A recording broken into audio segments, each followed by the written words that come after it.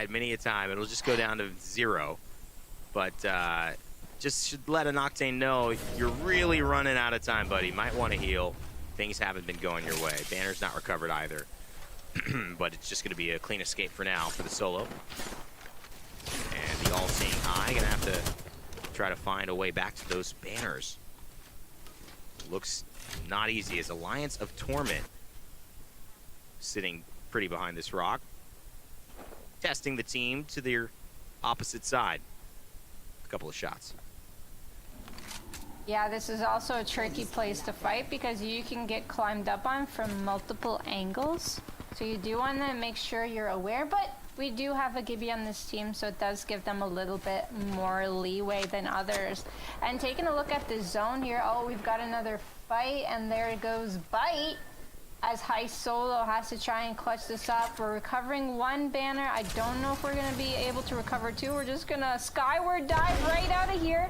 Can we make it out alive? I think so, because there's a lot of trees covering the line of sight of the opponent.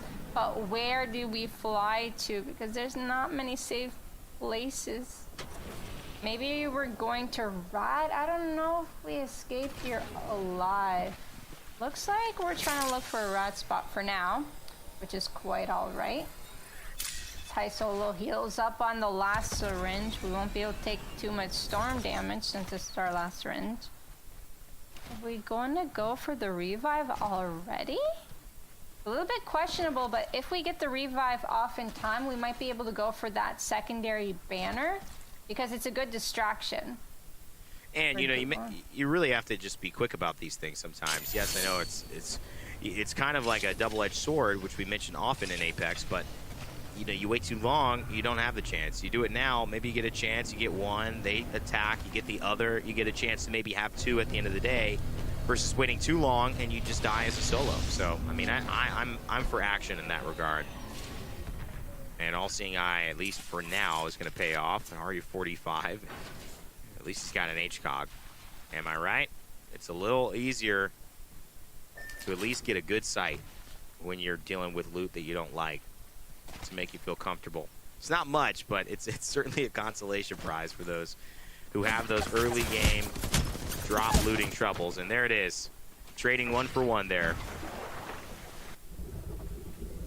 And Soul Grinder might just be willing to go ahead and finish it off. Not sure he wants to continue the belabor kind of experience of trying to get 1 up yet again and get another back. Well, he does have time for her banner, but he might opt to do the same thing that she did by reviving 1 teammate and then going back for the banner.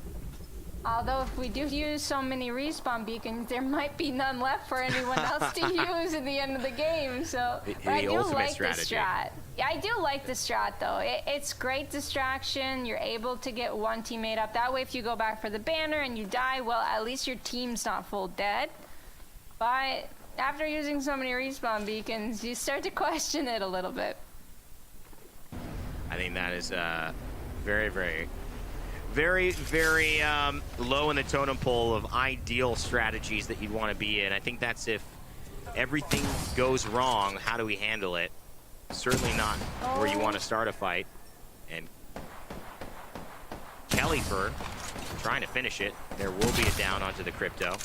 And iBite will go down. So they've been trading. I think every member has had their turn of being alive.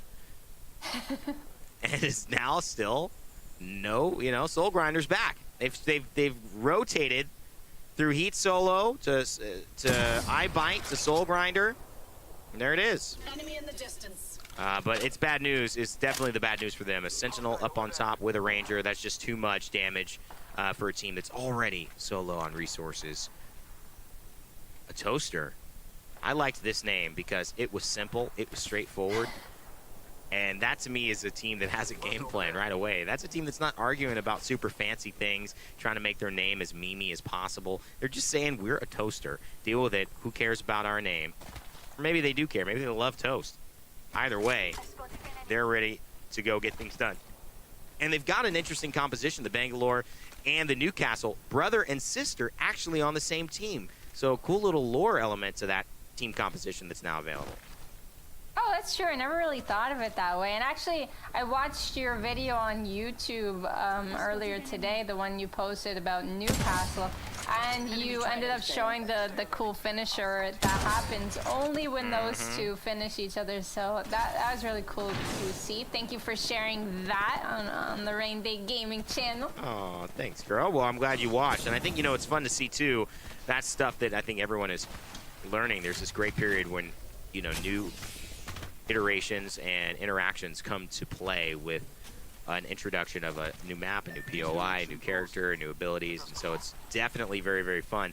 That, as a little aside, the special finisher between Newcastle and Bangalore made no monetary value to them. It's actually lost them quite a bit of money to do that and cost a lot of resources. However, they felt it would be a very, very fun, specifically the designer Moipara, who I got to give a shout out to, just an incredible figure, positive figure across Twitter and across the Apex community, said is just one of those things that they wanted to do. And I think that's kind of cool when you have a game that's intentionally designing elements around the game, just because they know that one player, that second player who discovers that is going to freak out and feel that much more connected to the game that they're playing and spending hours and time in. So kudos to the animation team.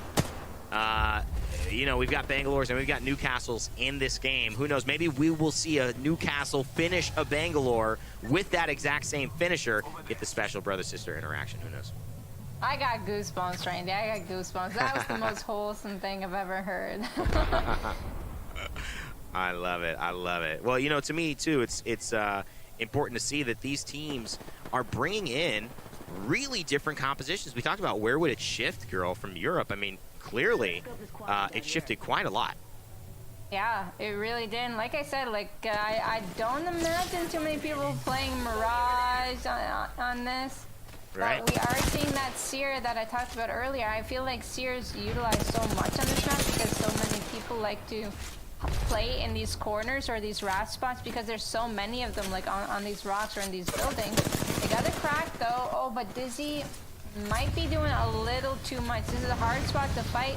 We're gonna have to kill that Horizon ultimate and play it safe here. We're taking some good angles. Can we get some good shots here? Almost got him. 50 HP left to their name. Kurjix going in, but we're not full committing. We're too scared to full commit, even though we've done 180 damage.